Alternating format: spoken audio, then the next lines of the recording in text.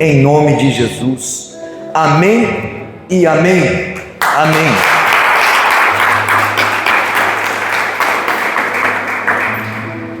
Quero começar a palavra de hoje fazendo umas perguntas para vocês. Como você gosta de tomar um café? Quente. Forte e quente. E uma água? Bem gelado. E um sorvete? Quem me conhece, convive comigo, sabe que eu sou da água gelada, sou do café quente, sou do sorvete, realmente, quando ele está firme, né, duro, não está líquido. Tomar leite, né? Não quero tomar leite, quero comer sorvete, não é verdade? E um chimarrão, irmãos? Como é que a gente gosta de chimarrão? Começa a chiar, desliga ali, está na temperatura padrão. Então, eu e você, nós gostamos de tomar coisas intensas. Ou seja, bebidas frias, bem geladas, e bebidas quentes, bem quentes. Nós gostamos da intensidade, seu Reinaldo. Mas diz pro teu vizinho aí do teu lado, diz assim, mas não somente nós. Não é somente nós que gostamos, mas o Senhor. O Senhor agrada-se de intensidade. E aí eu quero trazer como tema da ministração dessa noite o perigo de uma vida espiritual morna. Aperta o cinto aí, que hoje o Senhor vai nos apertar. Apocalipse capítulo 3, versos 14 ao 21. Diz assim as Sagradas Escrituras: ao anjo da igreja em Laodiceia, escreva: estas são as palavras do Amém, a testemunha fiel e verdadeira, o soberano da criação de Deus. Está falando de Jesus. Conheço as tuas obras, sei que você não é frio nem quente. Melhor seria que você fosse frio ou quente. Assim, porque você é morno, nem frio nem quente, estou a ponto de vomitá-lo da minha boca. Você diz: estou rico, adquiri riquezas e não preciso de nada. Não reconhece, porém, que é miserável, digno de compaixão, pobre, cego e que está nu. Dou-lhe este conselho: compre de mim ouro refinado no fogo e você se tornará rico. Compre roupas brancas e vista-se para cobrir a sua vergonhosa nudez. E compre colírio para ungir os seus olhos e poder enxergar. Repreendo e disciplino aqueles que eu amo. Por isso, seja diligente e arrependa-se. Eis que estou à porta e bato. Se alguém ouvir a minha voz e abrir a porta, entrarei e cearei com ele e ele comigo. Ao vencedor darei o direito de sentar-se comigo em meu trono, assim como eu também venci e sentei-me com meu Pai em seu trono. Então, a palavra começa dizendo, e a parte principal nessa carta de advertência, de repreensão severa à igreja de Laodiceia é o quê? É uma repreensão sobre a mornidão espiritual. Agora vamos lá, porque nós precisamos entrar para dentro do contexto. Nós precisamos viajar para aquele período, para aquele tempo, para nós entendermos o porquê que Jesus, através da vida de João, usa esses exemplos de água fria, água quente, morna. A igreja de Laodiceia, ela era situada no final do primeiro século na Ásia Menor. Hoje ela é a chamada atual Turquia. Ela é conhecida historicamente por um cenário de extrema prosperidade. Prosperidade essa material e também de autossuficiência. O que influenciou diretamente o estado espiritual da comunidade local. Aqui havia muita riqueza comercial. A cidade era um centro financeiro onde havia bancos riquíssimos. Por quê? Porque a sua localização, ela situava-se em rotas estratégicas, ou rotas que eram comerciais, que aquilo facilitava o desenrolar, o crescimento, o desenvolver do dinheiro, da prosperidade.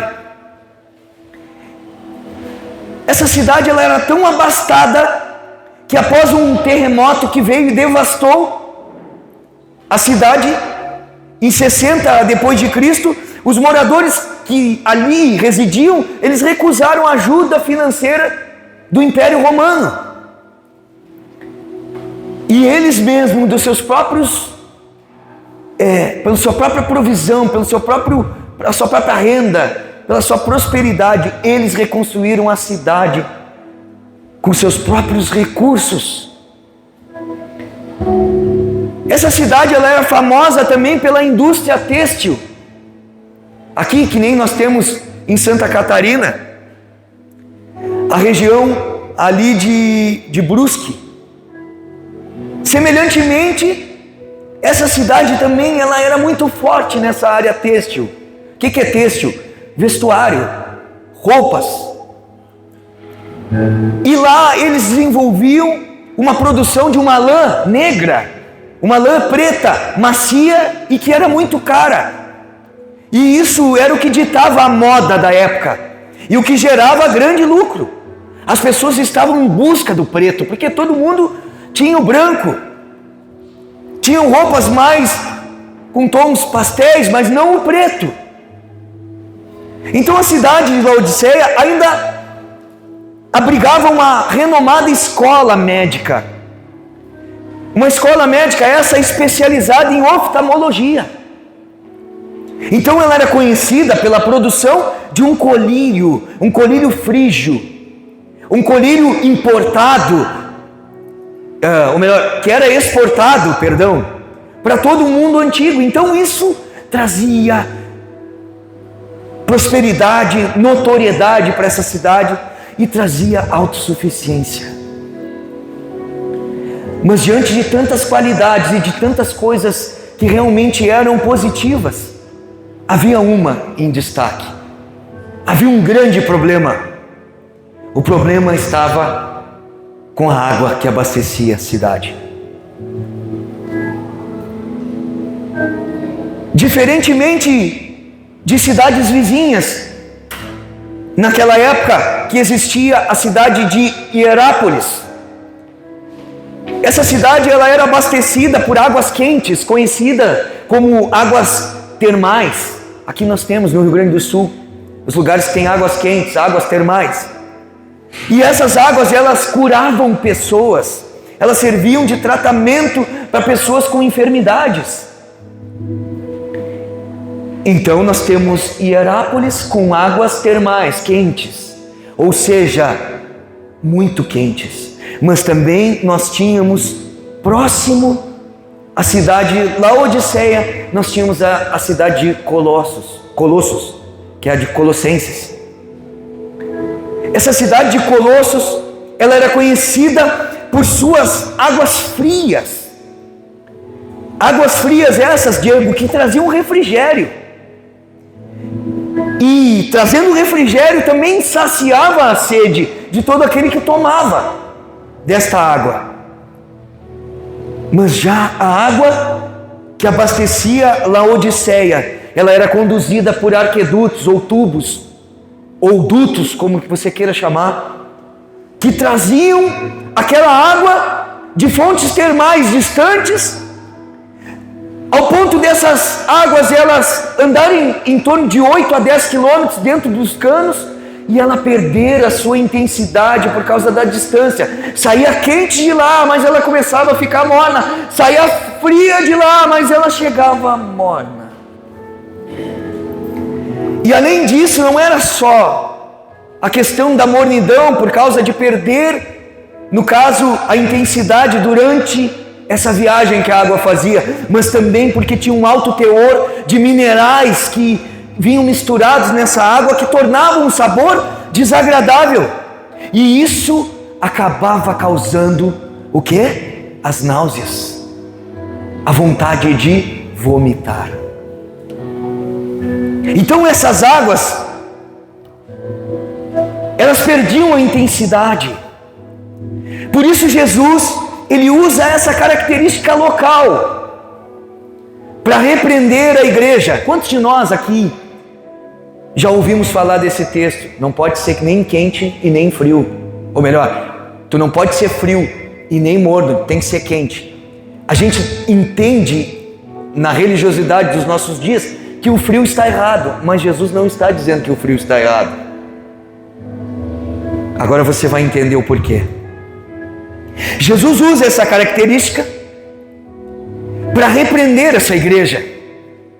Ele dizendo que por vocês serem mornos, ou seja, vocês não são nem quentes como a água de Hierápolis, e vocês não são nem frios como a água de Colossos. Vocês são, a água de vocês, ela é inútil.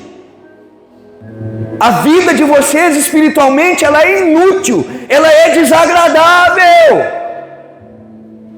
E o que causa em mim provoca ânsia de vômito.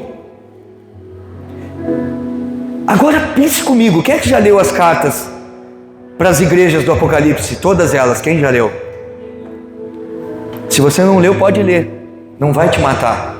A gente cresceu ouvindo, não leia o Apocalipse, porque não pode ler o Apocalipse. Quantos aqui de tradição católica, luterana, apostólica, ouviam, não lê Apocalipse que tu vai ficar louco. Apocalipse é a revelação do fim.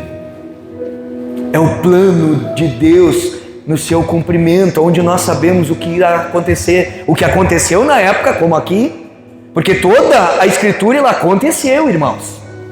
Ela aconteceu e vai acontecer novamente. Ela traz uma verdade do momento, mas ela traz uma verdade futura. Então Jesus, quem já leu as cartas, vai ver que Jesus não critica a igreja de Laodiceia por heresia. Outras igrejas, Jesus criticou dizendo que vocês toleram a doutrina de Jezabel, vocês toleram a doutrina dos nicolaítas, de Balaão, doutrinas e ensinos falsos da palavra de Deus, que houve repreensão para outras igrejas. Mas aqui ele não critica essa igreja por heresia ou pecado escandaloso, mas critica, Diego, pastor Igor, pela apatia. O morno é aquele que tem a forma de cristão, mas não tem o fogo do Espírito. O morno é aquele que tem a forma de cristão, mas não tem o fogo do Espírito. Jesus estava mostrando que eles estavam enganados, pois o seu pensamento, eles estavam agradando por cima da carne seca, né? Nós estamos grandão, né? Autossuficiente, tudo prospera. E mesmo assim, era uma igreja, ou melhor, chamada igreja.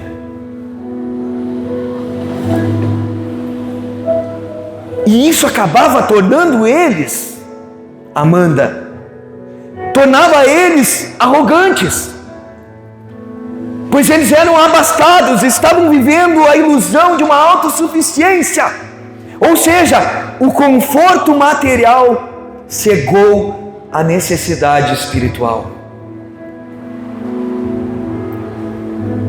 Por isso que as suas obras foram comparadas com algo familiar em seus dias, que era a qualidade da água. E que, assim como aquelas águas que percorriam 8 a 10 quilômetros dentro daqueles canos, a caminhada deles havia perdido a intensidade. Ei, preste atenção, porque talvez seja com você, seja comigo. Talvez eu e você tenhamos perdido a intensidade durante a jornada. E talvez eu e você estejamos vivendo uma mornidão. A intensidade ela morre quando substituímos a dependência de Deus pelo conforto das nossas conquistas. O morno é aquele que frequenta a igreja. Não foi isso aqui que ele falou? Carta à igreja de Laodiceia. E Apocalipse diz que Jesus está à porta batendo. Então as pessoas estão ali.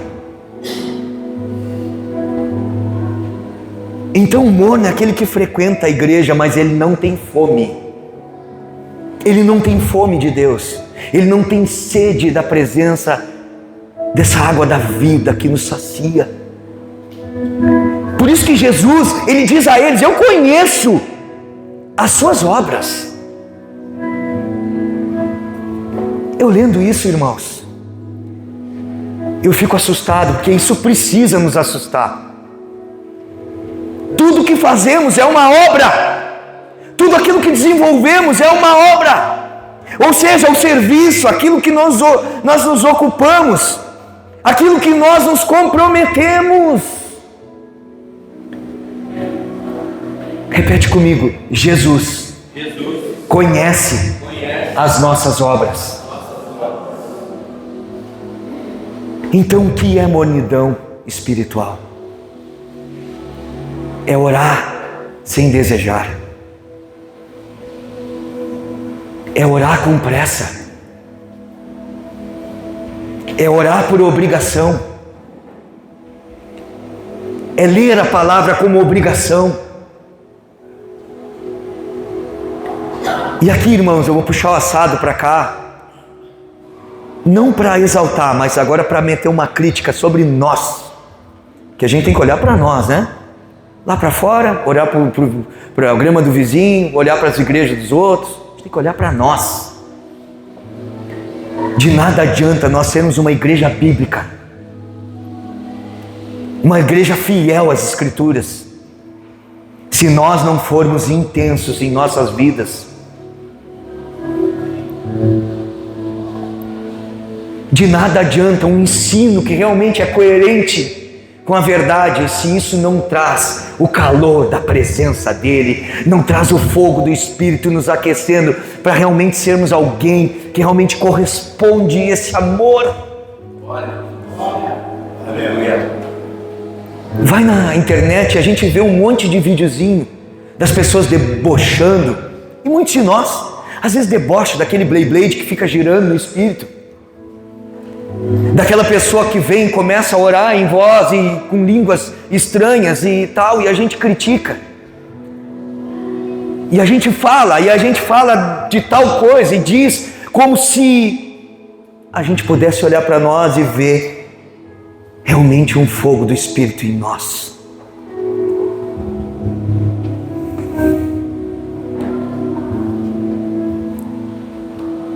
Sabe o que eu fico pensando? Aí às vezes a gente, aquelas tiazinhas do coque, muitas viveram e vivem experiências que eu e você nunca vamos viver. Às vezes carregada de uma teologia, muitas vezes que não está alinhada com a verdade, carregada muitas vezes de religiosidade, mas com o coração em chamas. Deus te chamou para ser bíblico, mas não te chamou para ser morno. Deus te chamou para ser bíblico, mas não te chamou para ser alguém que é um morto, que não corresponde.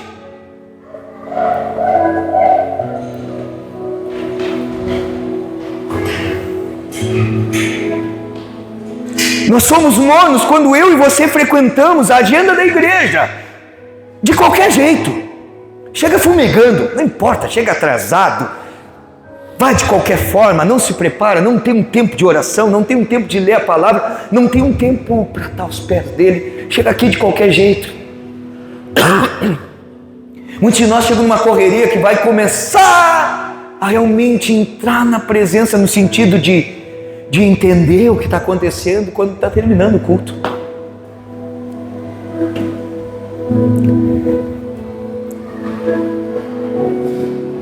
É frequentar a agenda da igreja no piloto automático, é estar aí sentado, pensando amanhã, o que eu vou fazer? Amanhã eu tenho que fazer isso, eu tenho que fazer aquilo, eu tenho que não sei o que, já fez toda a agenda da semana, mas não está aqui. Está no piloto automático, está me olhando como se estivesse aqui. Contando o tempo para terminar. Tem pessoa que chega no culto, já tem aquela coisa, já olha, vamos ver até que hora vai o louvor. Hoje os irmãos passaram um pouquinho. Poxa, geralmente é uma meia hora, hoje deu 45.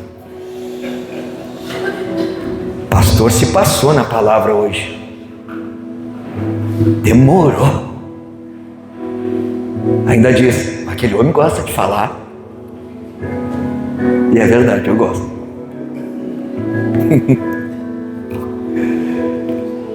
É servir por obrigação. Isso é mornidão. É tratar a obra de Deus como nada. Isso é mornidão. É dar o resto do meu tempo. Isso é mornidão. É servir por obrigação. É tratar a obra de Deus como nada. É dar o resto do meu tempo. E aí, irmão, que eu pergunto aqui nessa noite, quantos de nós aqui, quantos de nós hoje que vão escutar essa mensagem pela internet, quantos de nós estão apenas cumprindo tabela? Sabe aquele time que não tem mais condição? Aquele time que está disputando o campeonato, ele não vai ser rebaixado, ele não vai para a fase final, ele está ali, não chove não molha, não vai acontecer nada, joga, pode botar o fraldinha para jogar, é assim que a gente está indo. A gente vem com time reserva para buscar Deus. A gente vem na reserva para buscar Deus. A gente está em casa, no nosso devocional, na reserva. Na mornidão. Cantamos sem adorar. Ouvimos sem mudar. E ofertamos sem amor. Deixa eu só aliviar um pouquinho para você. Antes de você estar sendo chicoteado, ele me chicoteou. Amém? Pegou aqui primeiro. A palavra primeiro, ela tem que vir aqui. A mornidão é a tentativa de ser de Deus sem abrir mão do mundo.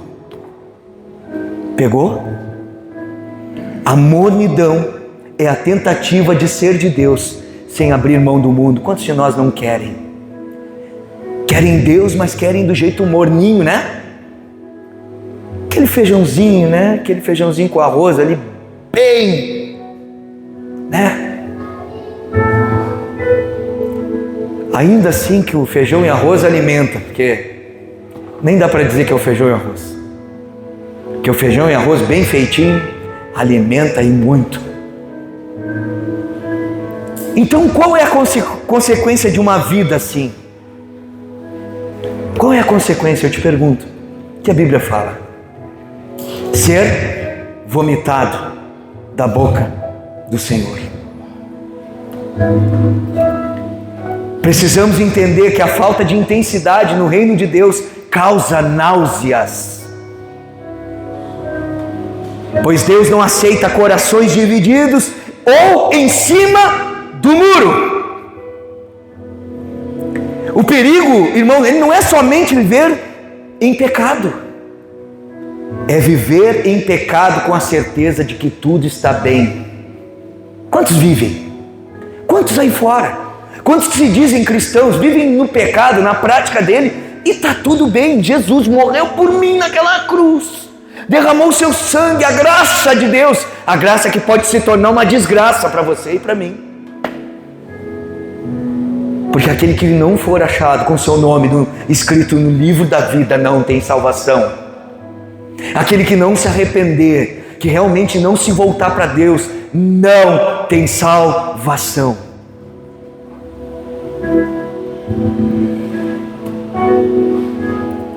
A perda da intensidade, sabe quando é que ela começa? Quando eu e você paramos de depender de Deus e passamos a depender do nosso salário, da nossa rotina, ou até mesmo do nosso cargo na igreja, apoiado. Sou pastor, eu sou diácono, eu sou do louvor. Grande coisa, grande coisa. A principal identidade que tem que vingar na nossa vida, que tem que ser visível, é de filho de Deus, de alguém semelhante ao Pai. O título é só para ajudar na condução da igreja e na vocação de cada um, para nós chegarmos num fim proveitoso. Agora, muitas vezes eu e você estamos trocando o reino de Deus por uma vida confortável, né? Hoje está na moda, gourmetizada. Está tudo assim, tudo está gourmet. Mas a minha palavra e a tua continua dizendo que Deus nos chamou para ser sal da terra e luz do mundo. Que nós somos aqueles que vão resplandecer a luz de Cristo por essa terra.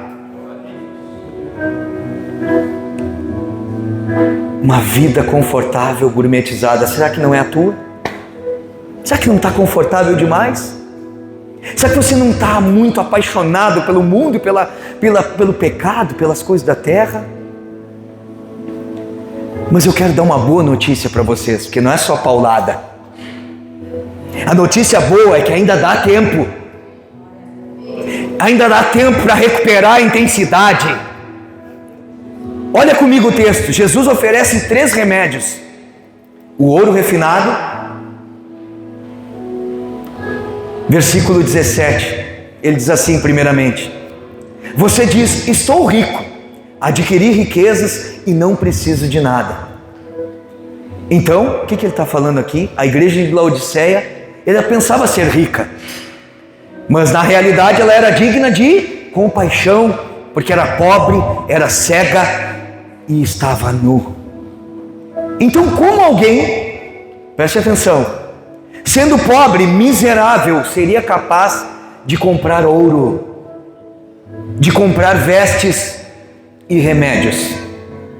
A verdade é que, por mais que alguém seja rico e abastado, ninguém é capaz de comprar as bênçãos da salvação. Por isso, Deus convida os homens a comprar dele sem dinheiro, sem custo. Olha comigo, profeta Isaías, capítulo 55, versos 1, olha o que diz. Quando Deus diz, compra de mim de graça. Olha só, 55:1 diz assim: venham todos vocês que estão com sede, venham às águas, e vocês que não possuem dinheiro algum, venham, comprem e comam, venham, comprem vinho e leite sem dinheiro e sem custo. O nome disso é graça.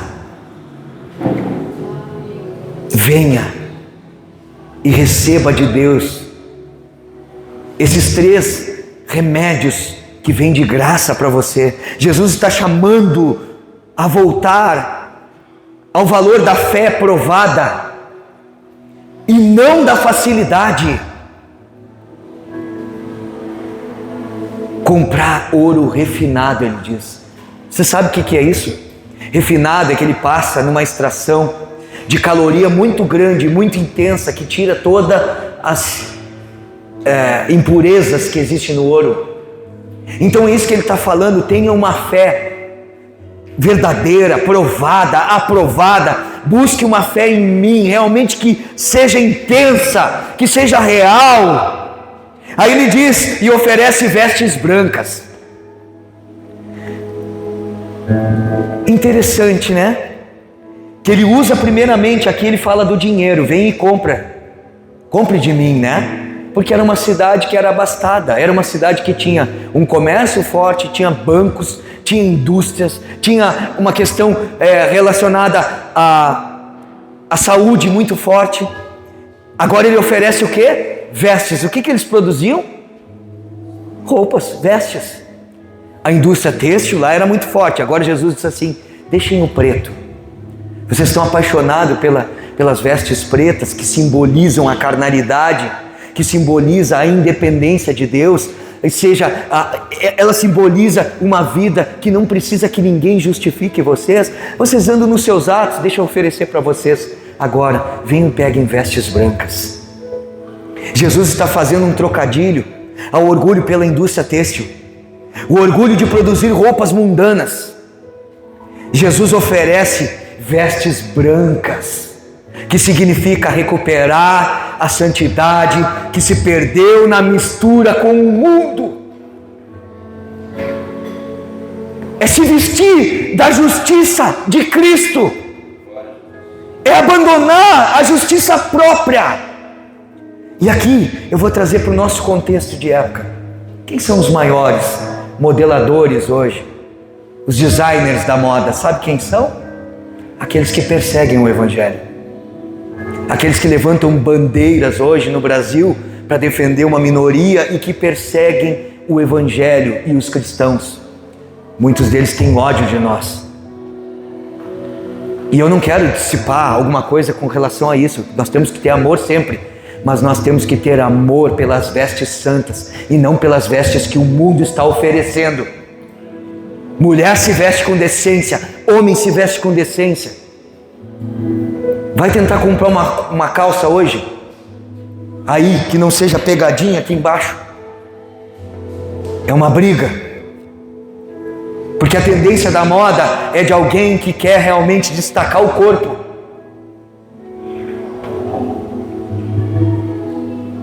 Vestes brancas, vestes de santidade, é o que o Senhor nos oferece. Mulher e homem não precisa ser vulgar para ser bonito, para ser bonita.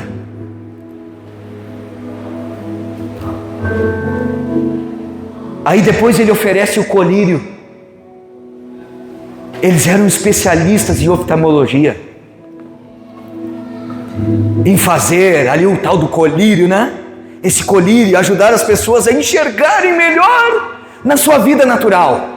Desenvolviam coisas que ajudavam a visão do mundo, da terra, das coisas, né, visíveis e palpáveis. Mas eles eram o quê? Cegos espiritualmente. Não tinham discernimento espiritual para enxergar a própria miséria e depender de Cristo. Quantos de nós precisam nessa noite o colírio de Deus para abrir os nossos olhos e nos enxergarmos? Nós somos muito bons em enxergar o defeito dos outros e por vezes estamos só enxergando os outros e não percebemos o quanto nós estamos precisando desse colírio para abrir os nossos olhos.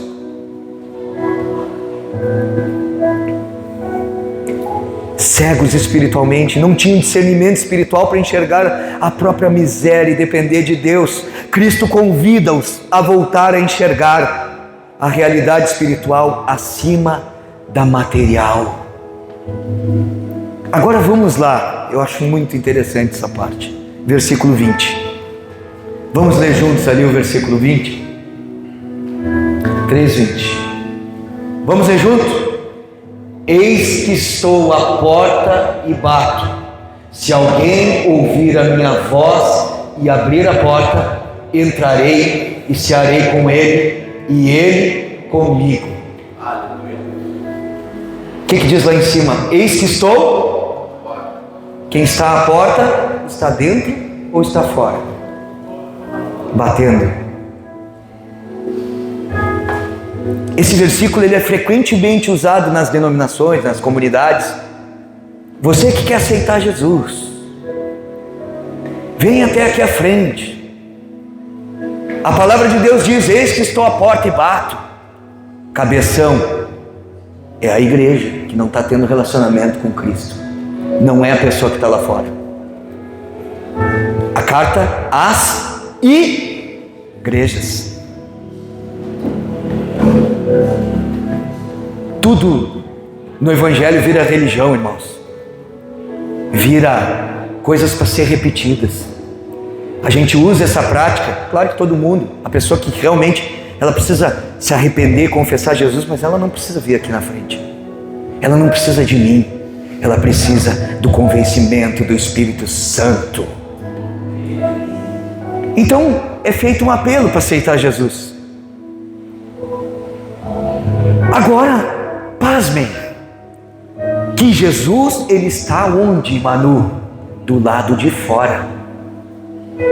Está à porta e bate.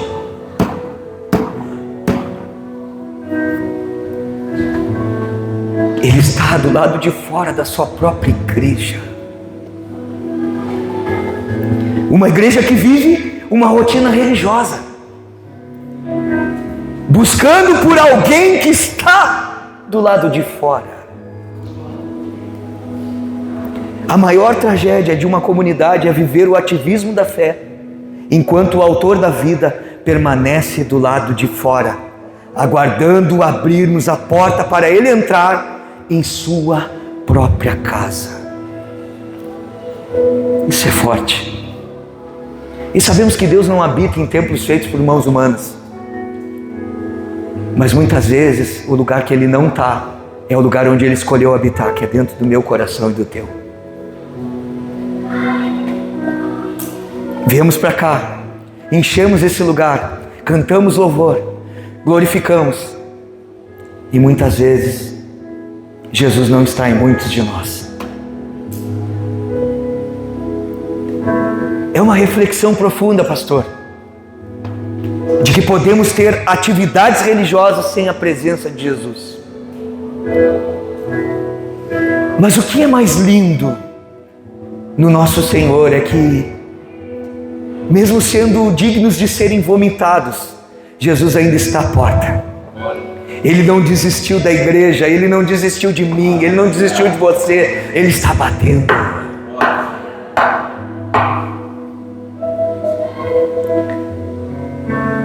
Então o que cabe para mim e para ti?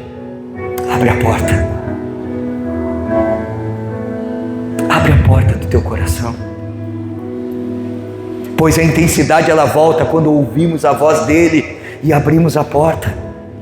Ele não invade, ele espera ser convidado para cear. E cear é ter comunhão profunda. A ceia é símbolo de amizade.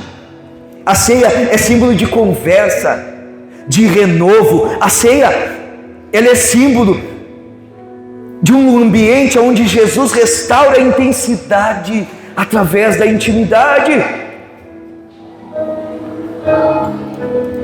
E aí, por fim, versículo 21, ele diz assim: ao vencedor darei o direito de sentar-se comigo em meu trono, assim como eu também venci e sentei-me com meu Pai em seu trono. Olhe para mim aqui, pare de te debater. Jesus venceu, porque Ele venceu a morte, ressuscitou e está sentado à direita de Deus Pai, como diz a palavra em Hebreus, e Ele governa tudo pela sua palavra do seu poder. Pare de te debater, persevere, seja renovado nessa noite, renove, seja intenso, volte a ter intensidade novamente, porque tem uma promessa: ao vencedor eu darei o direito de sentar-se junto dele. E primeiramente ele nos convida para ceiar. Quem não ceia com Jesus, quem não tem intimidade com ele, nunca vai sentar do seu lado no trono. Então primeiro nós precisamos ter intimidade, porque a intimidade me garante um lugar ao seu lado, sentado no trono.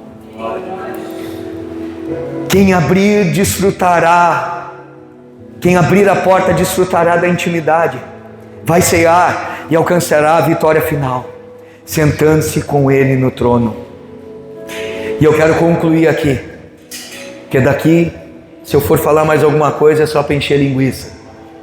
Isso é o que o Senhor colocou no meu coração, essa mensagem eu quero fazer a conclusão. A perda da intensidade, ela não acontece de um dia para o outro. Ela é o acúmulo de pequenas negligências. Então, não seja um cristão de aparências. Deus não quer uma igreja que apenas esteja aqui.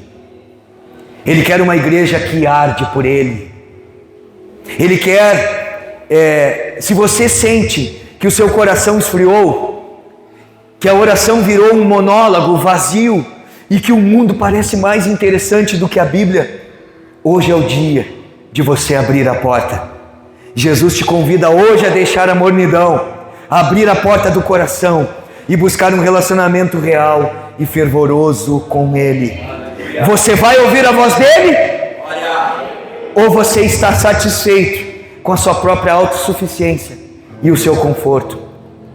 Eu e você temos a promessa que aquele que vencer a mornidão sentará com Cristo no seu trono. Esta é a palavra do Senhor, em nome de Jesus. Vamos ficar de pé?